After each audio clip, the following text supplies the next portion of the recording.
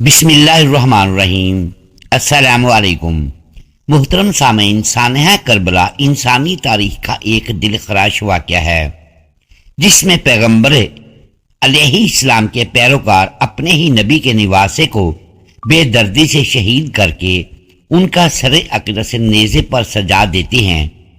11 محرم الحرام کو عمر بن سعد اپنے ان ساتھیوں کو دفنا دیتا ہے کہ جو اہل بیت کے ہاتھوں قتل ہوئے تھے، اور سید زادوں اور اصحاب کے 72 جسد مبارک بے گور و کفن چھوڑ دیے جاتے ہیں۔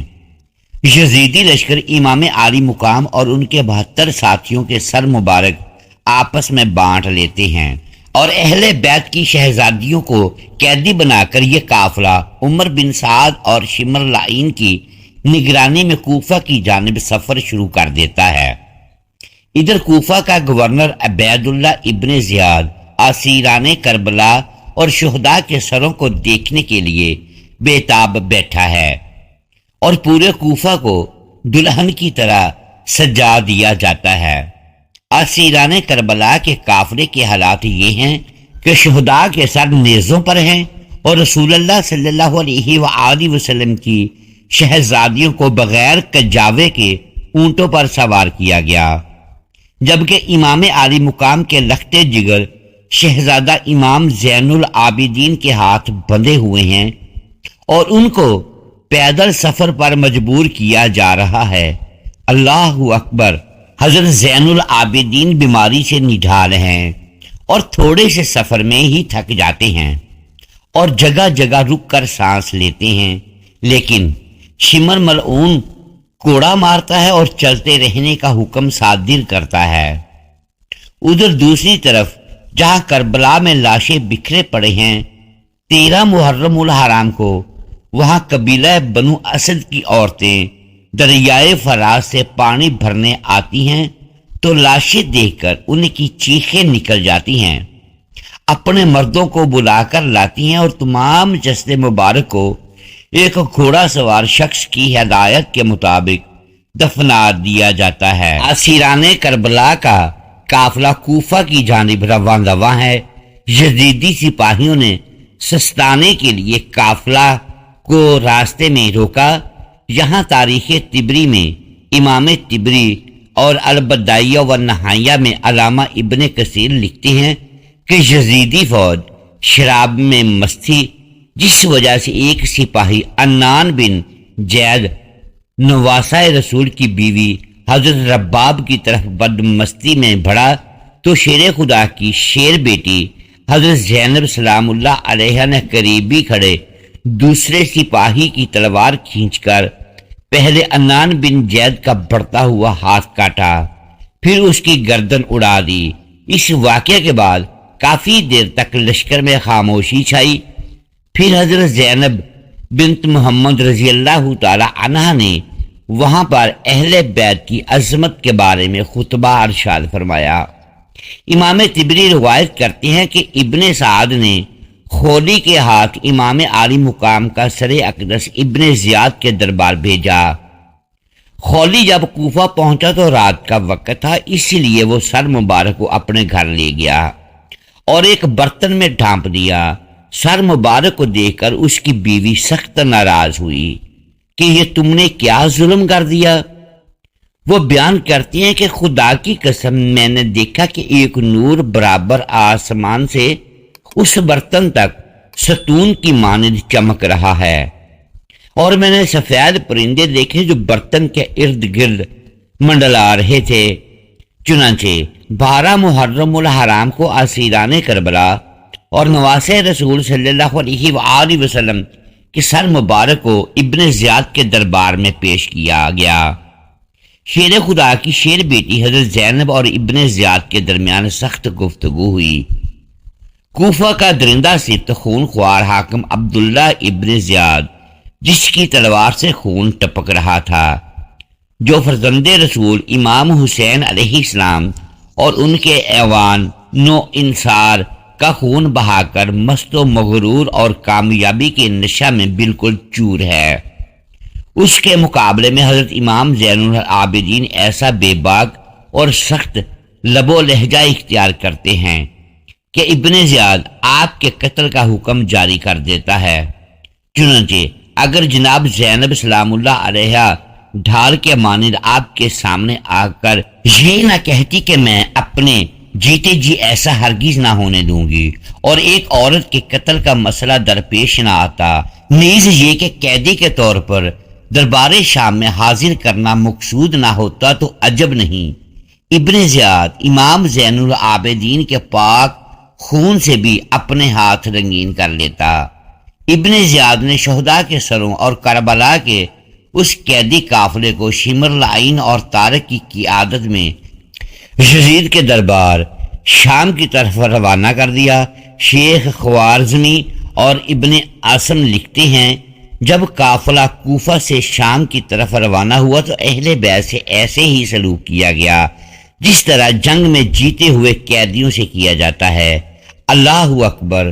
اندازہ کیجئے دوستوں کیسے بدبخت ہوں گے ان شہروں کے لوگ جہاں سے قافلہ گزرا، لیکن وہ صرف تماشائی بنے رہے۔ امام زین العابدین سے منسوب روایت میں ابن زیاد شمر و طارق کا قیدیوں سے برتاؤ منقول ہوا ہے۔ حضرت امام حسین علیہ السلام کے شہزادے کو ایک لاغر و نیف اونٹ پر اس حال میں سوار کیا گیا کہ امام حسین علیہ السلام کا سر نیزے پر، قیدی عورتیں ان کے پیچھے اور نیزے برداران کے اطراف میں موجود تھے۔ اگر امام کی آنکھ سے آنسو جاری ہوتا تو وہ ان کے سر پر نیزے مارتے، یہاں کے اسی حالت میں وہ شام میں داخل ہوئے۔ شام کے شہر حلب میں مقام مشہد النقطہ کے گرجا گھر کے قریب یہ قافلہ رکا تو جب راہب نے دیکھا کہ قافلے کے ساتھ ایک شہید کا سر موجود ہے جس میں سے تازہ خون بہہ رہا ہے، تو اس نے قافلے سے پوچھا کہ آپ کون لوگ ہیں اور یہ سر مبارک کس کا ہے؟ یزیدی فوج نے کہا کہ یہ فوج یزید کی ہے اور یہ سر حسین ابن علی کا ہے۔ راہب کہنے لگا کہ سیدھی طرح کہو کہ یہ سر تمہارے نبی کے نواسے کا ہے۔ یہ جواب سن کر سب خاموش ہو گئے۔ جب راہب نے دیکھا یہ کسی معمولی انسان کا سر نہیں ہے تو اس نے شمر اور طارق، بیش بہا قیمتی تحائف اور سونے کے سکے دے کر کہا کہ آج رات یہاں ہی رک جاؤ اور ایک رات کے لیے یہ سر مجھے دے دو۔ لالچی سپاہی فوراً تیار ہو گئے۔ راہب ساری رات سر مبارک کی کرامات دیکھتا رہا اور صبح کلمہ پڑھ کر مسلمان ہو گیا۔ روایت کے مطابق ظلم جبر سہتے یہ اہل بیت اطہار کا قافلہ پہلی سفر کو شام میں داخل ہوا۔ یزید کے حکم کے مطابق شہر کو ایسے ہی سجایا گیا تھا جیسے کسی جیتی ہوئی فوج کے مطابق شہر کو ایسے ہی سجایا گیا تھا جیسے کسی جیتی ہوئی فوج کے کمانڈر کے استقبال کے لیے سجایا جاتا ہے۔ شہر میں داخل ہونے کے بعد اسیران کربلا کو جامع مسجد کے چبوترے پر بٹھایا گیا۔ یزید کے حکم کے مطابق محل کو سجایا گیا اور تمام بزرگان شام کو محل میں مدعو کیا گیا۔ پھر حکم ہوا کہ اب اسیران کربلا کو حاضر کیا جائے۔ امام حسین علیہ السلام کا سر مبارک ایک تشت میں پیش کیا گیا اور کھانے کی میز پر رکھ دیا گیا۔ یزید اپنے اصحاب کے ساتھ شطرنج کھیلنے لگا اور جیسے ہی بازی جیتتا وہ جام نوش کرتا اور باقی رتا اور باقی بچا ہوا جام تشت پر گرا دیتا۔ دربار میں موجود مروان بن حکم کے بھائی یحییٰ بن حکم اور صحابی رسول صلی اللہ علیہ وآلہ وسلم ابو برزہ سلمی نے جب یزید کی ان حرکتوں پر اعتراض کیا تو یزید نے ان دونوں کو ذلیل خوار کر کے اپنے دربار سے نکال دیا۔ اسی طرح شام میں چاہے وہ یزید کا دربار ہو یا مسجد میں لوگوں کا بے پناہ ہجوم بڑے ہی واضح الفاظ میں دشمن کی سازشوں سے پردہ اٹھا کر حقائق کا برملا اظہار کرتے رہتے ہیں۔ چنانچہ حضرت زین العابدین کے ان تمام خطبوں اور تقریروں میں اہل بیت کی حقانیت اور موجودہ حکومت کے جرائم اور ظلم و زیادتی کا پردہ چاک کرتے ہوئے نہایت ہی تلخ اور درست لب و لہجہ میں غافل و ناآگاہ عوام کو جھنجھوڑنے اور بیدار کرنے کی کوشش کی گئی ہے، لیکن یہ بے ضمیر لوگ اپنے آپ کو بیچ چکے تھے۔ ان پر حضرت امام زین العابدین اور حضرت زینب کے خطبات کا کوئی خاطر خواہ فائدہ نہ ہوا۔ سبھی کی مائیں بہنیں اپنے اپنے گھروں میں تھیں، جبکہ حضور صلی اللہ علیہ وآلہ وسلم کے نواسے کی بیویاں، بہنیں اور بیٹیاں قیدی بنے دربار میں موجود ہیں۔ سانحہ کربلا کے دوسرے دن بنات اہل بیت کو قیدیوں کی حیثیت سے کوفہ روانہ کیا گیا تو شمر کی حضرت زین العابدین پر نظر پڑی۔ اس نے انہیں بھی شہید کرنا چاہا، لیکن حضرت زینب بیمار بھتیجے سے لپٹ گئیں اور انہیں شہید ہونے سے بچا لیا۔ نواسہ رسول کے سر مبارک کو ایک تشت میں رکھ کر جابر و فاسق عبید اللہ بن زیاد کے سامنے پیش کیا گیا۔ کوفے کے اس ظالم اور لالچی گورنر نے بے شرمی اور بےہودگی کا مظاہرہ کرتے ہوئے غم زدہ خواتین کو مزید ذہنی اذیت پہنچائی۔ پھر حکم دیا کہ دمشق لے جانے سے پہلے ان سب کو کوفے کے بازاروں میں گھماؤ۔ مورخین لکھتے ہیں کہ ہزاروں کی تعداد میں لوگ گھروں سے نکل آئے تھے۔ اس موقع پر سیدہ زینب رضی اللہ تعالی عنہا اپنے جذبات پر قابو نہ رکھ سکیں۔ انہوں نے بآواز بلند کہا، اے عہد توڑنے والی بدو کے باز کوفیو، تم نے میرے بھائی کو خطوط لکھ کر بلایا، ان کے نام پر بیعت کی، لیکن پھر تم اپنے گھروں میں چھپ کر بیٹھ گئے۔ تمہاری اس غداری پر اللہ تم کو کبھی معاف نہیں کرے گا۔ میدان کربلا میں ہونے والے قتل عام میں تم برابر کے شریک ہو۔ ان مقدس ہستیوں کو یزیدی فوج کے حصار میں قیدی کی حیثیت سے دمشق لے جایا گیا اور یزید کے دربار میں پیش کیا گیا۔ کچھ مورخین لکھتے ہیں کہ یزید نے امام حسین کے سر کو دیکھا تو آپ دیدہ ہو گیا۔ اس نے اس اندھوناک شہادت اور عظیم سہنے کے تمام تر ذمہ داری گورنر کوفہ عبید اللہ ابن زیاد پر ڈال دی۔ اگر یہ بات درست ہے تب بھی تاریخ یزید کو اس واقعے سے کبھی بری ذمہ قرار نہیں دے سکتی کہ حاکم وقت کی مرضی اور منشا کے بغیر اتنا بڑا سانحہ ہو جانا ممکن نہیں۔ حضرت زینب رضی اللہ تعالی عنہ نے یزید کے دربار میں تاریخی خطبہ ارشاد فرمایا اور کہا، سب تعریفیں اس اللہ کے لیے ہیں جو کائنات کا پروردگار ہے، اور اللہ کی رحمتیں نازل ہوں پیغمبر خدا پر اور ان کے پاکیزہ اہل بیت پر۔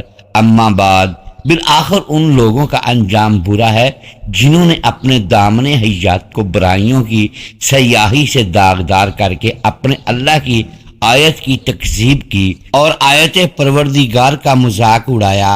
اے یزید، کیا تو سمجھتا ہے کہ تو نے ہم پر زمین کے گوشے اور آسمان کے کنارے تنگ کر دیے اور رسول کی آل کو رسیوں اور زنجیروں سے جکڑ کر در بدر پھرانے سے تو اللہ کی بارگاہ میں سرفراز ہو اور ہم رسوا ہو گئے؟ کیا تیرے خیال میں ہم مظلوم ہو کر ذلیل ہو گئے اور تو ظالم بن کر بھی سر بلند ہوا؟ کیا تو سمجھتا ہے کہ ہم پر ظلم کر کے اللہ کی بارگاہ میں تجھے شان و مقام حاصل ہو گیا؟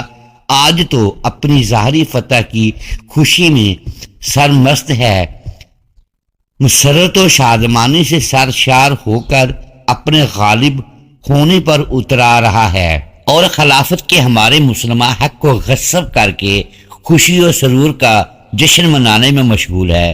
اپنی غلط سوچ پر مغرور نہ ہو اور ہوش کے ناقل لے۔ کیا تو نے اللہ کا یہ فرمان بھلا دیا کہ حق کا انکار کرنے والے یہ نہ سمجھے کہ ہم جو انہیں مہلت دیتے ہیں یہ ان کے حق میں بھلائی ہے؟ ہم انہیں مہلت اس لیے دیتے ہیں کہ وہ گناہ میں زیادتی کریں اور ان کے لیے خوار کرنے والا عذاب ہے۔ اے تلقا آزاد کردہ غلام کے بیٹے، کیا یہ تیرا انصاف ہے کہ تو نے اپنی مستورات اور لونڈیوں کو چادر اور چار دیواری کا تحفظ فراہم کر کے پردے میں بٹھا رکھا ہے؟ جبکہ رسول اللہ صلی اللہ علیہ وآلہ وسلم کی صاحبزادیوں کو برہنہ سیر در بدر پھرا رہا ہے۔ اے یزید، یاد رکھ کہ آل رسول کا تجھ سے انتقام لے کر ان مظلوموں کا حق انہیں دلائے گا اور انہیں امن و سکون کی نعمت سے مالا مال کرے گا۔ اللہ کا فرمان ہے کہ جو لوگ اللہ کی راہ میں مارے گئے انہیں مردہ نہ سمجھو، بلکہ وہ زندہ ہیں اور اپنے رب کے ہاں رزق پا رہے ہیں۔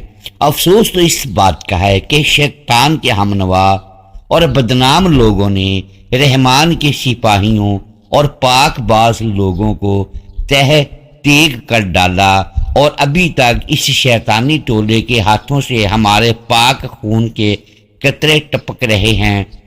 تو نے جس گھناؤنے جرم کا ارتکاب کیا ہے اس کا بدنما داغ اپنے دامن سے نہ دھو پائے گا۔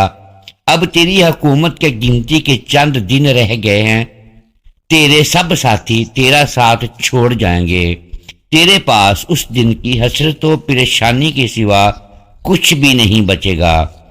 جب منادی کہے گا ظالم و ستم گر لوگوں پر اللہ کی لعنت ہے، یزید نے کچھ دن بعد ان خواتین کو ایک صحابی رسول حضرت النعمان بن بشیر کی نگرانی میں انہیں مدینہ منورہ روانہ کر دیا۔ سانحہ کربلا اور اہل بیت کے قافلے کی آمد کی اطلاع بھی موصول ہو چکی تھی، چنانچہ اہل مدینہ نے شہر سے باہر نکل کر قافلے کا استقبال کیا۔ نہایت پرسوز منظر تھا، ہر شخص اشک بار تھا، قافلے میں شامل خواتین غم سے نڈھال تھیں۔ دوسرے دن حضرت زینب رضی اللہ تعالی عنہ نے روضہ مبارک پر حاضری دی اور درود و سلام کے بعد سانحہ کا سارا واقعہ پیش کیا۔ ایک روایت میں ہے کہ جس وقت قیدیوں کو دمشق لایا گیا تھا تو اس وقت ایک عورت یزید کی بیوی ہند کے پاس آئی اور اس سے کہا کہ اے ہندا، ابھی کچھ قیدی آئے ہیں، انہیں دیکھ کر دل دہل اٹھتا ہے کہ آؤ وہیں چلیں۔ ہندا اٹھی اور اس نے ایک عمدہ لباس زیب تن کیا اور اپنی سر ڈھانپنا چادر اوڑھی اور اس مقام پر آئیں، اور اس نے خادمہ کو حکم دیا کہ ایک کرسی لائی جائے۔ جب وہ کرسی پر بیٹھ گئی تو حضرت زینب رضی اللہ تعالی عنہ کی نظر اس پر پڑی۔ آپ نے غور سے اس کی طرف دیکھا تو اسے پہچان لیا اور اپنی بہن ام کلثوم سے کہا، بہن کیا آپ نے اس عورت کو پہچان لیا ہے؟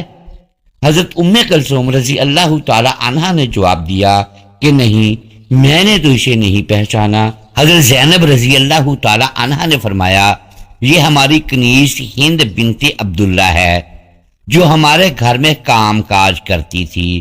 حضرت زینب رضی اللہ تعالی عنہ کی بات سن کر جناب ام کلثوم نے اپنا سر نیچے کر لیا اور حضرت زینب رضی اللہ تعالی عنہ نے بھی اپنا سر جھکا لیا تاکہ ہند ان کی طرح متوجہ نہ ہو، لیکن ہند ان دونوں کو غور سے دیکھ رہی تھی۔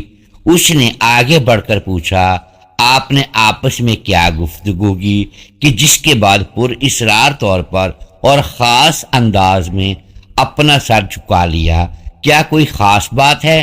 حضرت زینب رضی اللہ تعالی عنہ نے کوئی جواب نہ دیا اور خاموش کھڑی رہیں۔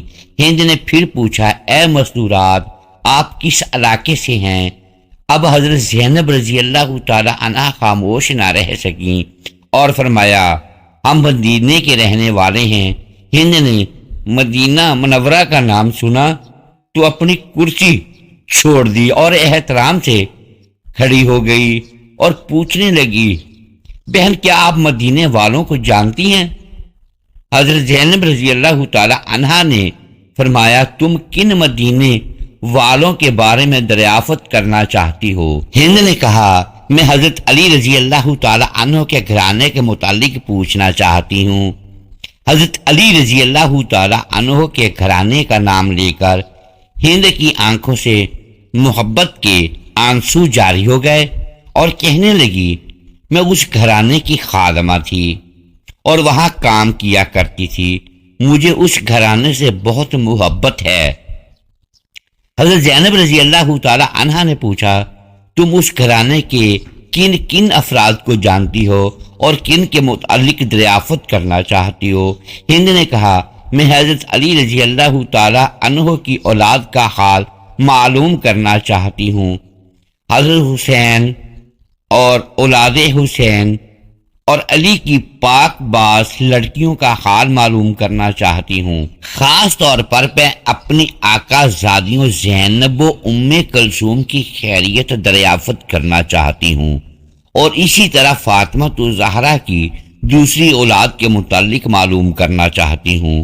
حضرت زینب رضی اللہ تعالی عنہا نے ہند کی بات سن کر اشک بار آنکھوں کے ساتھ جواب دیا، تو نے جو کچھ پوچھا ہے میں تفصیل سے تجھے بتاتی ہوں۔ تو نے علی کے گھر کے متعلق پوچھا ہے، تو ہم اس گھر کو خالی چھوڑ کر آئے ہیں۔ تو حسین کے متعلق دریافت کرتی ہے، تو یہ دیکھو تمہارے امام حسین رضی اللہ تعالی عنہ کا سر تمہارے شوہر یزید کے سامنے رکھا ہے۔ تو نے اولاد علی کے متعلق دریافت کیا ہے، تو ہم اب الفضل العباس سمیت سب جوانوں کو کربلا کے تپتے صحرا میں چھوڑ آئے ہیں۔ تو نے اولاد حسین کے متعلق پوچھا ہے، تو ان کے سب جوان مارے گئے ہیں، شہید ہو گئے ہیں۔ صرف ایک علی ابن حسین باقی ہے جو تیرے سامنے ہے اور بیماری کی وجہ سے ناتواں ہے۔ اللہ تعالی ہمیں صحابہ اہل بیت سے نقش قدم پر چلنے کی توفیق عطا فرمائے اور ہمارا خاتمہ بالخیر فرمائے، آمین ثم آمین۔